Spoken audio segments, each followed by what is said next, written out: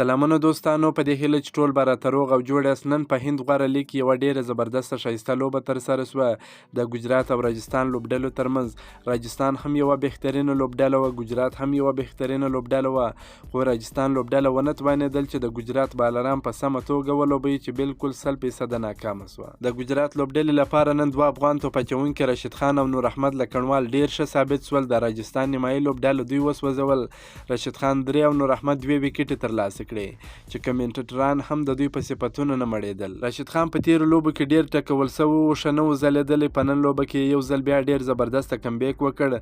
د خپلې لوبډلې په ګټه ډېر زبردسته بهترینه بالینګ ترسره کړ چې خپله لوبډله تر بریا پورې هم ورسول. نوموړی هغه لوبغاړی دی چې د هرې خوا څخه پردی که پیچ د بیټینګ دپاره جوړ هم دی د ځان دپاره جوړولی سي.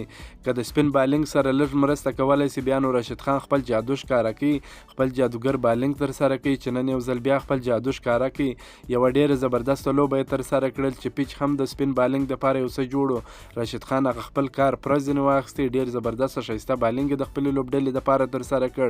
راشد خان که په بیټینګ کې، که په فیلډینګ کې، که په بالینګ کې د هرې خوا څخه پوره دی، یعنې کمپلیټ لوبغاړی دی. د راشد خان ترڅنګ نن نور احمد لکڼوال هم ډېر ښه وځلېدی. د دوی دواړه جوړه داسې ښه وځلېدل چې نړۍ یې حیرانه کړه.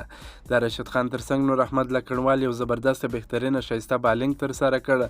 نور احمد لکڼوال په تیرو خبرو کې هم ویلي وه چې زه د راشد خان څخه مشورې اخلم، د راشد خان په خوښه بالینګ ترسره کوم. نو هغه دی چې د راشد خان ترڅنګ ډېر ښه ځلیږي هم او مسلسل په لوبډله کې چانس هم ورکول کیږي چې دی د دې چانس څخه پوره ګټه پورته کولی سي. ډېر ښه وځلېدی، په تیرو لوبو کې هم ډېر ښه ځلېدلی و، په نن لوبه کې یو ځل بیا ښه وځلېدی. راجستان پاور پلی ډېره ښه ولوبل، خو کله چې افغان جادوګر سپینران راغلل د دوی نیمایي لوبډله یې ور وسوځول، د دوی د لوبډلې ملا یې ور ماته کړه، د دوی ویکټ یې ډېر ژر ور واخیسته. داسې معلومېدل چې پیچ د سپین بالینګ دپاره ډېر ښه جوړ دی، خو کله چې ګجرات بیټینګ پیل کړ بیا هغسې نه و. راجستان لوبډلې د لوبې پچه وګټل، په خپله یې د توپخنې پرېکړه وکړه. د لوبې په 11.15 اورونو کې خپل ټول لوبغاړي د لاسه ورکړل. یوازې 118 منډې جوړې کړې چې دا په شلاوریزو لوبو کې ډېرې کمې منډې دي. د دې څخه دفاع کول هم ډېر سخت کار دی. د دوی لپاره سنجو سمسون 13 منډې جوړې کړې، ټرینټ بولټ 15 منډې جوړې کړې، جیسویل 14 ډېرې منډې جوړې کړې. د ګجرات لوبډلې لپاره بیا افغان سپینر جادوګر راشد خان په 4 اورونو کې 14 منډې ورکړې چې ډېر اقتصادي زبردسته بالینګ یې ترسره کړ. 3 مهمې ویکټې یې هم ترلاسه کړې. نور احمد لکڼوال په 3 اورونو کې 25 منډې ورکړې، 2 ویکټې یې ترلاسه کړې. هردیک پانډیا په 2 اورونو کې 22 منډې ورکړې، 1 ویکټ یې ترلاسه کړه. د 118 منډو حسانه هدف په تعقیب کې ګجرات ټاینټس لوبډلې توپخانه پیل کړل. د لوبې په 14.15 اورونو کې د یوه لوبغاړي په سوځېدو سره یاد هدف ترلاسه کړ. دغه په زړه پورې لوبه یې په 9 ویکټو سره وګټل. د دوی لپاره ورایډیمن سای 41 ناسوځېدلې، هردیک پانډیا 19 ناسوځېدلې منډې جوړې کړې، شبمن ګیل بیا 14 منډې جوړې کړې.